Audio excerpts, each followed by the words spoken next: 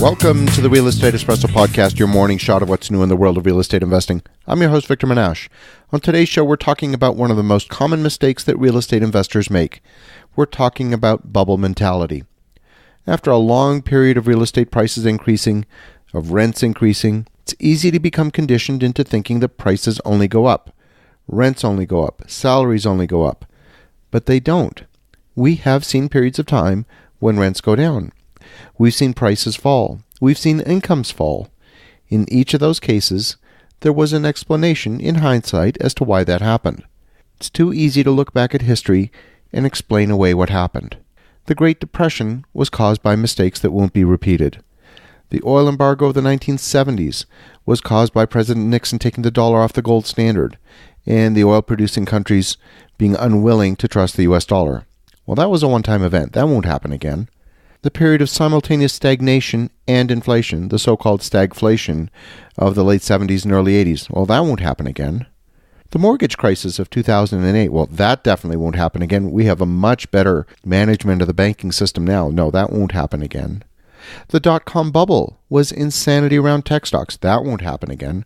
For goodness sakes, why would you not buy your pet food at the grocery store and order it instead online? Why would you order it and wait a week for it to be delivered to your house? That won't happen again. The insanity around blockchain technology was based on assigning monetary value to a bunch of computer-generated bits. That was silly. That won't happen again.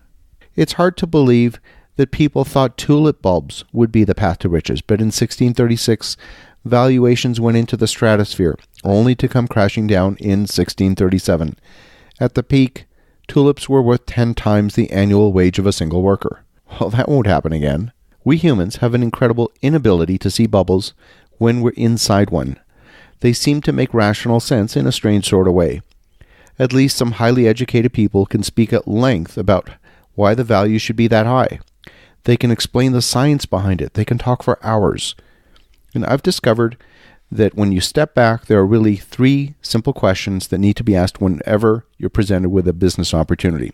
The questions are, number 1, what is the problem you're trying to solve? Number 2, is the problem important enough that someone's willing to spend considerable resources to have it solved?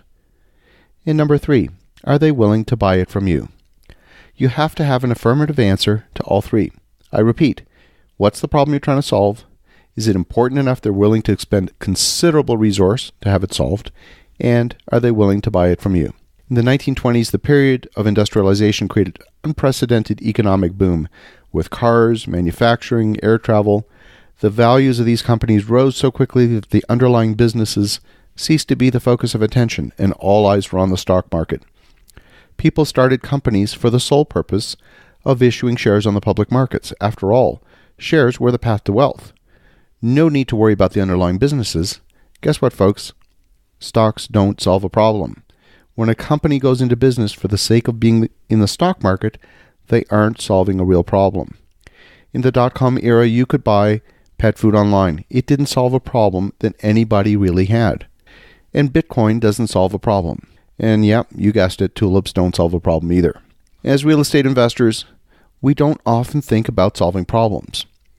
I would make the assertion that real estate is like any other business, and if it doesn't solve a problem, then it won't create real value. If you don't believe me, I'll give you a couple of simple examples to prove my point. At the peak, Detroit had a population of 2.1 million people. Today, it's shrunk to about 650,000. You can buy homes in Detroit far below construction cost. You should never build a new home today in Detroit because there isn't a shortage of homes. Nashville, on the other hand, is attracting 120 people a day moving into the city. They need housing. When you build in Nashville, you're solving a problem.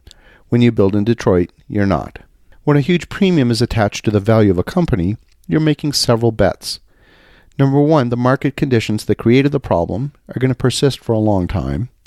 And number 2, the current solution will remain as valuable in the future as it is today.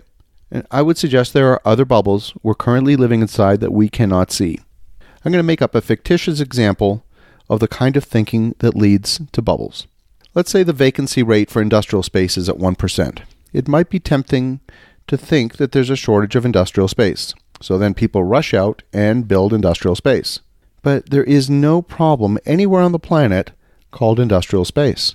The problem, the real underlying problem might be too long a time to fulfill customer orders. That might be the underlying problem, and maybe industrial space is part of the solution. But unless you articulate the problem, you don't explore the myriad of solutions that can solve the problem. If you say the problem is 1% vacancy industrial space, well, that's not a correctly worded problem statement, because simply adding a numerical qualifier in front of something that wasn't a problem can't turn it into a problem. And when you adopt that line of thinking, that's when you get into trouble. You have to always step back, look at the underlying business, and find out what problem are you solving. So you're thinking about that. Stay out of some bubbles. Have an awesome day. We'll talk to you again tomorrow.